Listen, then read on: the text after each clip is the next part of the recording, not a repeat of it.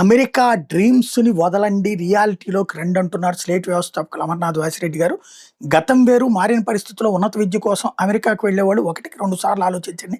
ఏదో ఒక యూనివర్సిటీ కాక ఉత్తమ యూనివర్సిటీలో సీటు, ఆ ఖర్చును భరించే శక్తి ఉండేవాళ్ళు వెళ్ళండి. అక్కడికి వెళ్ళాక ఏదో ఒక పార్ట్ టైమ్ ఉద్యోగం వస్తుందని ఆశలొద్దు. లండన్‌లో జీవన వ్యయం బాగా పెరిగింది. అమెరికా కూడా అదే దారిలో పయనిస్తుంది. క్లుప్తంగా ఇది నేను 3 ఏళ్ల నాడు పెట్టిన పోస్టు. ఇప్పుడు పరిస్థితి చూస్తుంటే అలాగే ఉంది. కార్నెగీ సంస్థ చేసిన సర్వేలో అమెరికాలో ఉన్న 40% భారతీయులు అమెరికాలో ఉండలేమని, ఇండియాకి వెళ్ళిపోవాలని భావిస్తున్నట్టు తేలింది. ప్రపంచం వేగంగా మారుతుంది. గతంలో లాగే వర్తమానం, భవిష్యత్తు అన్నటువంటి కాన్సెప్ట్ అయితే ఇక్కడ తగ్గిపోతుంది అన్నటువంటి విషయాన్ని ఇక్కడ ప్రధానంగా హైలైట్ చేసుకొచ్చారు. రాబోయేటటువంటి రోజులైతే మరింత సంక్షోభం ఉంటుందన్నటువంటి విషయాన్ని ఇక్కడ గుర్తు చేసుకొచ్చారు. ప్రపంచం వేగంగా మారుతుంది. గతంలాగే వర్తమానం, భవిష్యత్తు ఉంటుంది అనుకోవడం సరికాదు. అన్ని మార్పులు మంచి కావు, అలాగనే అన్నీ చెడు కావు. మార్పు సహజం, అదొక సవాల్. సవాల్ని సరైన రీతిలో స్వీకరించే వాళ్ళే విజేతలు. నిన్న ఒక నాయకుడు నాతో వ్యక్తిగతంగా మాట్లాడుతూ కార్పొరేట్ విద్యా సంస్థలు ఇక్కడికి రాకూడదని ఎన్నో న్యాయ పోరాటాలు చేశాం, కానీ వాళ్ళ డబ్బు పలుకుబడి గెలిచింది. కాలం ఒకలా ఉండదు. ఇప్పుడు ఈ తెలుగు వారి కార్పొరేట్ విద్యా సంస్థలు ఉత్తర భారతదేశానికి చెందిన కార్పొరేట్ విద్యా సంస్థల ముందు నిలవలేకపోతున్నాయన్నాడు. స్కూలింగ్ రంగం ఎలా ఉండబోతుంది? ఈ రంగంలో బాగా అనుభవం ఉన్న 4 మిత్రులతో గత 3 రోజులుగా చర్చలు. వాళ్ళు చెప్పిన విషయాలు. ఒకప్పుడు చిన్న చిన్న దుకాణాలు ఉండేవి, వాటి స్థానంలో తినేతలని సూపర్ మార్కెట్లు వచ్చాయి.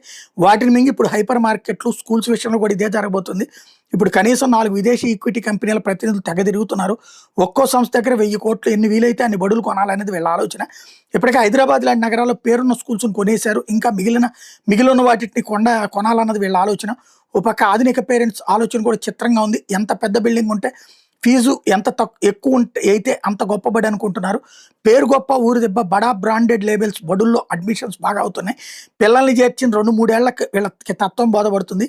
మార్కెటింగ్ వల్ల ఏదైనా సాధించవచ్చు అన్నటువంటి విషయాన్ని ఇక్కడ ప్రధానంగా ప్రస్తావిస్తున్నారు. ఈ వ్యవహారాలకు సంబంధించి అంటే మార్కెటింగ్కి సంబంధించినే జరుగుతున్నటువంటి వైనాన్ని ఇక్కడ ప్రధానంగా ఆయన ప్రస్తావించుకొచ్చారు. కొన్ని 3 ఏళ్లు నడిపి బ్లాక్ రాక్ లాంటి పెద్ద సంస్థకు అమ్మాలి అనేది వీళ్ళ ప్లాన్. అమ్మడం కోసమే CBSE బడులు పెడుతున్న వాళ్ళు హైదరాబాద్లోనే 10 మంది దాకా ఉన్నారు. 100 కోట్లు పెట్టి బడి స్థాపించి 3-4 ఏళ్ళలో కాస్త లాభాలు చూపించి 300-500 కోట్లకు అమ్మాలనేది వీళ్ళ ఆలోచన. ఒక పక్క ఆధునిక పేరెంట్స్ ఆలోచన కూడా విచిత్రంగా ఉంది. ఎంత పెద్ద బిల్డింగ్ అయితే అంత ఫీజు, ఎంత ఎక్కువైతే అంత గొప్పబడి అనుకుంటున్నారు. పేరు గొప్ప, ఊరు దెబ్బ, బడా బ్రాండెడ్ లేబుల్స్ బడుల్లో అడ్మిషన్స్ బాగా అవుతున్నాయి. పిల్లల్ని చేర్చిన 2-3 ఏళ్లకు వీళ్ళకి తత్వం బోధపడుతుంది. మార్కెటింగ్ వల్ల ఏదైనా సాధించవచ్చని ఈ కొత్త తరం బడి బిజినెస్ వాళ్ళు అనుకుంటున్నారు. ప్రతిసారికి ఇది సాధ్యపడదు. ఒక వ్యాపారానికి విద్యా వ్యవస్థ ఏం అనుబంధం లేదు, కేవలం మార్కెటింగ్ అనుభవం ఉంది. 100 కోట్లు వెచ్చించి 20 దాకా కొత్త బడులు ఈసారి స్టార్ట్ చేశాడు. గత 6 నెలలుగా పర్యటనలపైనే 50 కోట్లు దాకా ఖర్చు పెట్టాడు. ఇంత చేసి వాళ్ళ అన్ని బ్రాంచుల్లో 2800 మంది మాత్రమే అడ్మిషన్స్. అంటే ఒక్కో బ్రాంచ్కి సగటు 150. ఏదో అద్భుతం జరగాలి, లేకపోతే పాపం మునిగిపోతాడు అన్నటువంటి విషయాన్ని చెప్పుకొస్తున్నారు. ఇదే సందర్భంలో రాబోయేటటువంటి రోజులకు సంబంధించినటువంటి పరిణామాలు కూడా ఇలాగే ఉంటాయి అన్నటువంటి విషయాన్ని గుర్తు చేస్తున్నారు.